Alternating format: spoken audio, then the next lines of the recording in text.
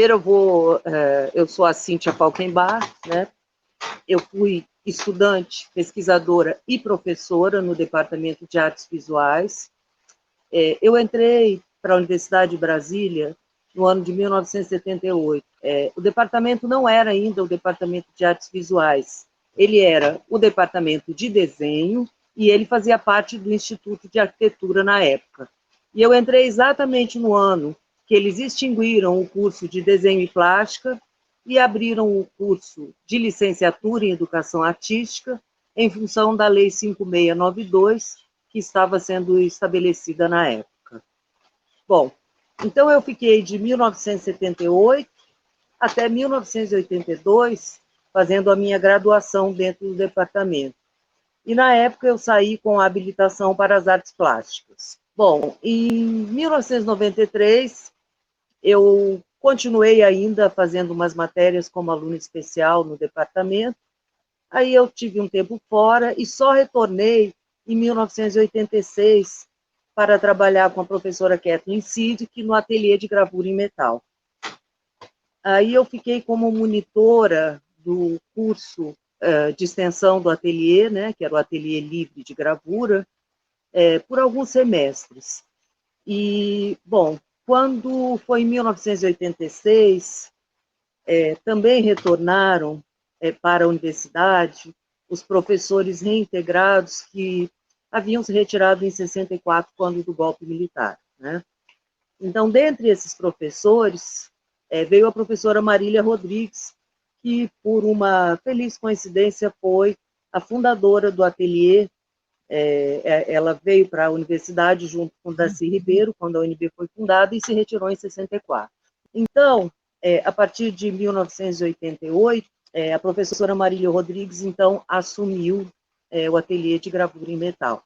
Bom, até aí, com a professora Kathleen Siddick, que foi com quem eu iniciei na gravura em metal, eu já havia feito 2 especializações na gravura, tudo dentro do departamento, né, até esse momento. E então eu segui trabalhando lá na extensão com a professora Marília Rodrigues, e foi uma coisa muito interessante, porque ela nos trouxe uma prática de artista que trabalha no mercado, né? Artista que tem trabalho no mercado, porque Brasília, na época, o mercado era bastante pequeno, bem restrito, e restrito mesmo aos artistas de maior renome, né? Então, foi muito bacana esse trabalho. E nós também saímos da universidade, né?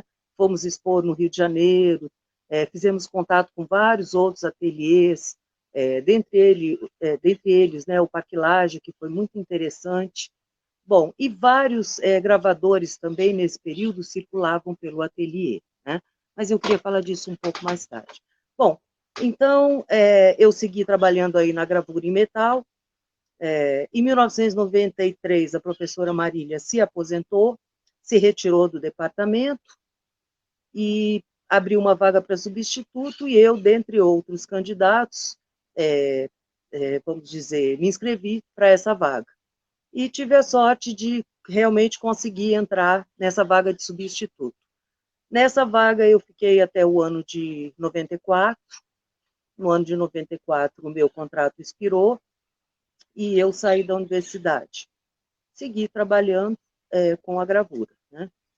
Mas no ano de 95, mesmo antes do segundo semestre, eu não lembro muito bem se foi junho, maio, julho, abriu o concurso para a gravura em metal, para que se ocupasse o lugar da professora Marília Rodrigues dentro do ateliê de gravura em metal. Novamente, nós fomos alguns candidatos nesse concurso, e eu tive a felicidade de ficar com o primeiro lugar e conseguir a vaga da gravura em metal. Então, a partir daí, eu passei a fazer parte do quadro de professores do Departamento de Artes Visuais. Bom, então eu segui trabalhando como professora. Em 2004, eu fiz o meu mestrado, tive por orientadora a professora Maria Beatriz de Medeiros, e em 2012 eu iniciei o meu doutorado. Desculpa, 2012 não, em 2008 eu iniciei o meu doutorado, encerrei em 2014, foi um doutorado bastante longo, né?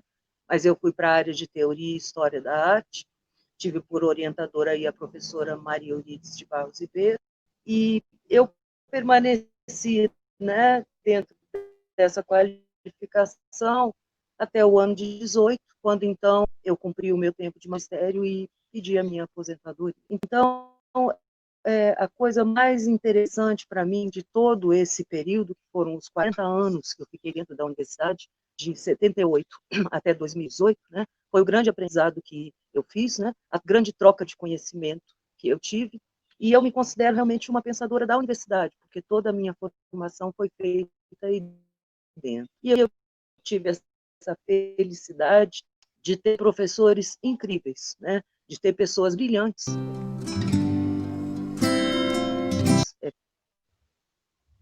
Bom, eu acho que é muito grande e muito boa, né?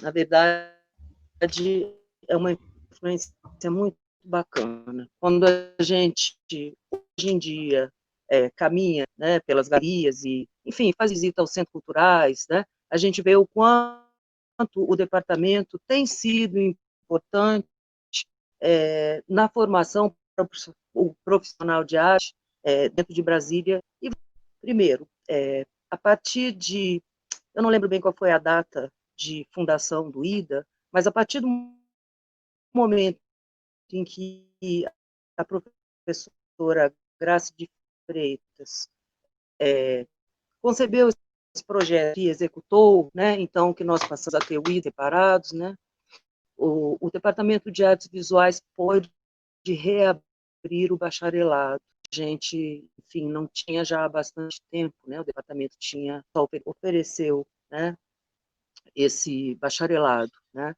continuou oferecendo a licenciatura, né, e agora, mais recentemente, quando o curso de Teoria e História da Arte foi criado, então, eu penso que o departamento passou a pesar bastante opções, né? Então, o departamento hoje, ele forma o artista, ele também forma o professor, ele também ainda veio o curador, né? Que, por sua vez, também é, muitas vezes, historiador e teórico, né? Então, eu penso que ele passou a oferecer realmente, não todas as gamas, mas uma grande possibilidade de formações dentro das artes, para quem parte que a gente vê, que eu não me lembro se eu já comentei, é a influência dentro das galerias, né, particulares da cidade, e a quantidade de grupos jovens que apareceram e de eventos, né, que a gente vê acontecendo, ligados aos artistas mais jovens, né. Os artistas mais maduros também, eu vejo, não deixam de participar dessas iniciativas, e eu penso, então, que, independente de qualquer outra possibilidade, não é, que o cidadão, né, brasiliense tenha para com as artes, dentro do departamento ele encontra uma formação acadêmica que vai dar a ele não só uma formação técnica, né, muito interessante, como também uma formação histórica e teórica, um pouco mais conceitual. Que não é que o artista tenha que ter essa formação, mas é, enfim, se a gente tiver, não faz falta, digamos, ajuda, né? Complementa, né? Bom, meio cronologicamente, eu vou começar lá de trás, né? Uma das experiências mais interessantes foi a vinda do Kissinger ao UNB. Quem estava aí na época, eu não lembro direito o ano, 79, 80, eu não me lembro, mas foi muito interessante, porque era uma pessoa muito importante, né, era um secretário de Estado americano, e foi recebido a ovos e tomates dentro do campus. Então, esse foi é uma memória inesquecível. Mas agora, voltando então para dentro do departamento, eu gostaria de falar um pouco sobre o ateliê de gravura em metal, né, que eu acompanhei bastante, inclusive acompanhei os profissionais que lá estiveram, né. Então, eu queria começar falando pelo período da professora Kathleen Sid. Ela esteve, eu entrei no departamento em 1978 e ela esteve à frente do ateliê de gravura até 87 ou 88, eu não tenho essa data muito firmada. Tá? Então, nesse período, nós realmente recebemos, além de ter uma produção grande, a gente fazia exposições dentro da universidade, fora da universidade, né? Tinha um grupo bastante atuante que trabalhava, de gravadores, né, da extensão, que trabalhava junto com a professora Kathleen, que era um grupo também ligado até mais à cidade do que à universidade, né? A gente tinha uma troca bem grande com a comunidade, né, nesse momento. Então, enfim, além de todas as exposições que nós fizemos nacionais, né, locais e internacionais, porque o nosso trabalho também foi para os Estados Unidos, para uma ou duas exposições na época,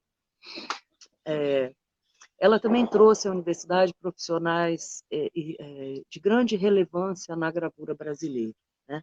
Primeiro, ela trouxe, na época, a Imagos era uma gráfica em São Paulo bastante famosa, que recebia não só gravadores, recebia pintores, recebia uma série de artistas e produzia gravura em metal e litogravura.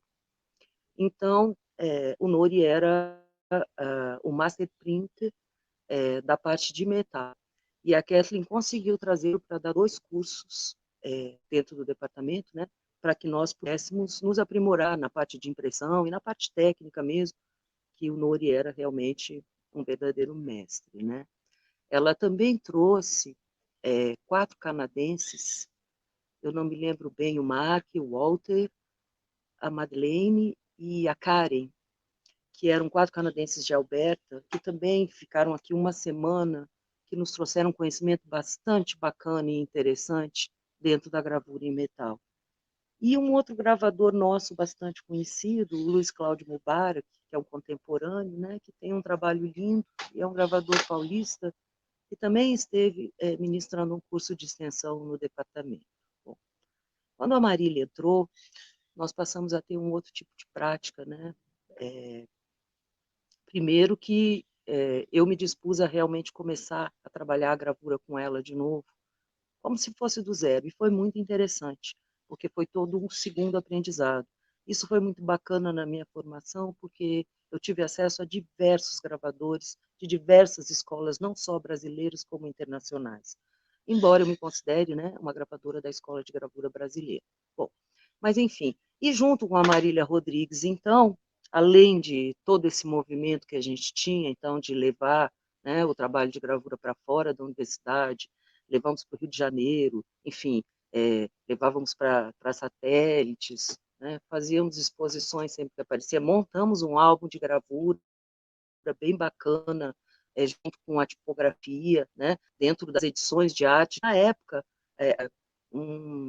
a editora do Instituto Central de Artes, né, e a Grácia ainda tentou, na sua época, trazer de volta a editora, mas realmente é muito difícil, porque a universidade não teve mais muita condição também, ou o departamento, de manter a tipografia, né? Dificuldades que nós todos sabemos que não são fáceis de vencer, né? Bom, então, e aí nesse período circulavam no ateliê também, que vieram junto com esses, que eram os professores reintegrados, né? Mate Babinski, que é um grande pintor e um grande gravador, né, da arte brasileira, Atos Bulcão, Léo Dexheimer, que é um litógrafo do Rio Grande do Sul, de Porto Alegre, também um grande profissional da litografia. Hugo Mundi, que trabalhava com serigrafia e tipografia, tinha livros de arte lindíssimos. Enfim, Plênio Bianchetti, que nós todos conhecemos, inclusive é bastante conhecido aí na nossa cidade, né? E também fez parte do Clube de Gravura de Porto Alegre, né? Enfim, e outros que talvez eu não esteja me lembrando muito bem, mas esses eu me lembro muito bem, porque eles conviviam bastante também dentro do departamento e do ateliê. Agora eu acho que, enfim, essas são as coisas mais importantes.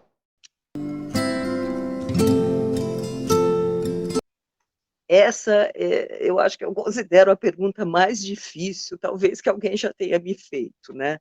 Porque como falar as vanguardas, né? Pois as vanguardas são exatamente aquilo que é novo, aquilo que não foi visto e aquilo que surpreende, né? Então, como falar as vanguardas, né? Difícil. Mas tem 2 coisas da prática de artista que eu nunca consegui abrir mão, né? Uma delas é bem polêmica, até que é a materialidade da arte, porque eu ainda gosto muito, né? E eu ainda tenho um prazer muito grande com o artesanato. Então, é uma coisa que eu vou seguir sugerindo, né? Mantenha a sua prática, né? Por que não? É claro que a gente pode fazer arte sem essa materialidade absurda do artesanato, que às vezes é bastante sofrido, né? E trabalhoso, né? Bom, e por que eu não consigo, né, abrir mão da materialidade da arte? Porque esse trabalho, né, do artesanato, ele me faz penetrar mais fundo, não só naquela ideia ou naquele conceito com o qual eu estou trabalhando, e também o envolvimento, né, com o material, à medida que você vai modelando e mexendo e transformando e compondo, isso também vai te levando, vamos dizer, no meu caso, isso me faz sentir o trabalho um pouco mais profundo. Digamos que o artesanato ele me faz penetrar mais fundo naquilo que eu estou discutindo, né? Essa passo sempre, né? Essa é uma das coisas, né? Que é a materialidade. E a outra é que eu nunca, mais importante até do que a materialidade, claro, evidentemente, porque não se precisa fazer só arte com matéria, né? Dá para se fazer arte com palavras, dá para se fazer arte com som, evidentemente. A outra coisa que eu, como artista visual, nunca consegui abrir mão foi do trinômio, né? Olho, cérebro e mão. Ainda que a mão se torne o computador, né? Uma ferramenta digital, ou que ela seja um, uma goiva, uma ferramenta mecânica, ou que ela seja o pincel, né? Uma ferramenta de pintar, seja lá o que ela for, né? Esse trinômio, para mim, ele também é muito, muito importante, né? O olhar, depois do olhar você analisar, e depois do analisar você, então, expressar, né? Ou, ou expressar é a palavra, aquilo que, enfim, você concebeu a partir do seu olhar e da sua análise mental, né? E para olhar, eu acho que é muito importante aprender a desenhar. Então, foi a outra materialidade que eu não consegui abrir mão foi o desenho. Eu, embora faça várias coisas, eu ainda desenho até hoje. E acho o desenho bastante importante, porque o desenho é não só uma linguagem autônoma, muito interessante e muito simples, a qual se pode executar apenas, né, com um pedaço de papel e um lápis, com uma casca de árvore e um dedo e uma tinta, né, sei lá, pode se desenhar de tantas formas, né? Mas porque o desenho ensina a ver, né? E eu acho que isso, para o artista visual, é imprescindível, saber ver, né? Ter um olhar diferenciado daquele olhar do passante comum, que está só admirando e não está procurando, né? Alguma coisa com a qual dialogar, né? Então, acho que é só isso que eu posso falar para as vanguardas, porque é obviamente que elas já conhecem, né, os caminhos delas, ou conhecerão, né? Quem fez parte de uma sabe disso. E realmente é uma pergunta difícil, né?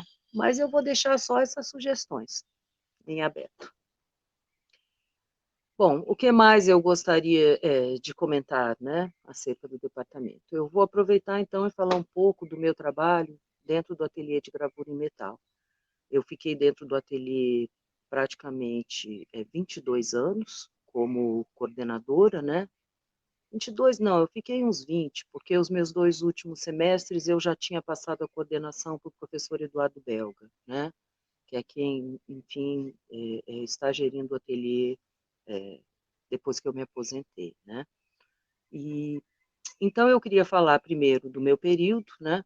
Que nós tivemos produções muito interessantes. Nós criamos uma pequena editora dentro do ateliê, que chamava-se Editora Civilização Arcaica Brasileira. Claro que a gente tirou da civilização brasileira, sim, esse nome, né? E botou alguns adendos, porque e a gente quis usar essa palavra arcaica mesmo para trazer à luz, né, o significado dessa palavra que anda muito deturpado, né? O arcaico não é o velho, o arcaico é o primordial. Então, essa editora, ela trabalhou basicamente com livros de tipografia e gravura original. Nós chegamos a editar 4, 5, 6 livros, se eu não me lembro muito bem. A editora funcionou até acho que de 95, 6 até 99, e eu tenho só alguns exemplares, né, do que a gente produziu. Então, eram todos livrinhos, né, de tipografia e gravura. Então, a Fênix foi um deles. Aqui a parte de tipografia, né? Enfim, nós também editamos esse aqui, que foi bem bacana, ó, Paracelso, 7 Regras de Vida. E esse, ó, tinha uma xilogravura original do Silvio, que foi batida na máquina tipográfica. Foi muito interessante. Era uma xilo bem pequenininha e muito bonita. E tivemos também o Lua da Vaidade. Esse aqui foi muito interessante. Esse livrinho ele saiu com, aqui, ó, as edições de arte que eu havia comentado. Ele ainda saiu pelas edições de arte, né, que era do Instituto Central de Artes da época. E então ele foi muito interessante também. A gente saiu, ele tinha só gravuras originais também e, e textos todos tipográficos, né? Todo o texto impresso na tipografia. E a gente também aproveitou todos aqueles símbolos que a tipografia usava, as letras gregas, os signos, os planetas, tudo isso fazia parte, né, das gavetas onde os tipos da tipografia eram guardados. Então, essa foi uma parte muito interessante, essa produção da civilização arcaica brasileira, e ela tinha o seu selo, que já foi um selinho criado também, ó, difícil, gente, porque é bem pequenininho, mas o selinho tinha o calanguinho, então, tinha a palmeira, que é um ícone bem brasileiro, né, e, enfim, o sol e algumas igrejas do nosso barroco. Bom, o ateliê de gravura também recebeu, né, pessoas muito interessantes durante o meu período. Eu vou destacar 3 particularmente. Uma, o professor Evandro Carlos Jardim, da USP de São Paulo, que é um grande gravador e, enfim, um grande representante, né, da gravura brasileira. Junto com ele também esteve aqui o professor Luiz Armando Bagolin, que é outro gravador conhecido em São Paulo. Também recebemos o gravador J. Borges, que eu não sei se todos sabem, mas que até pouco tempo era o único artista brasileiro premiado pela Unesco, né, que tem uma obra de estilogravura popular lá de Bezerros, Pernambuco, mas que é um trabalho bem lindo também, ligado com a tipografia também no cordel, né? E também recebemos um ilustrador botânico de grande categoria, que foi o Álvaro Nunes, que deu 2 cursos dentro do ateliê de gravura em metal de ilustração científica, né? Ilustração botânica, mais especificamente. E agora, para encerrar, o último projeto que eu gostaria de falar é a oficina de cutelaria. A oficina foi um projeto iniciado pelo professor Miguel Simão. Ele coordenou durante uns 2 anos ou 3, eu não me lembro muito bem. Então, o professor Miguel necessitou sair de licença e me pediu que fiz. Quando o professor Miguel retornou, ele me disse que estava com outros projetos, se eu não queria continuar, e eu assim continuei.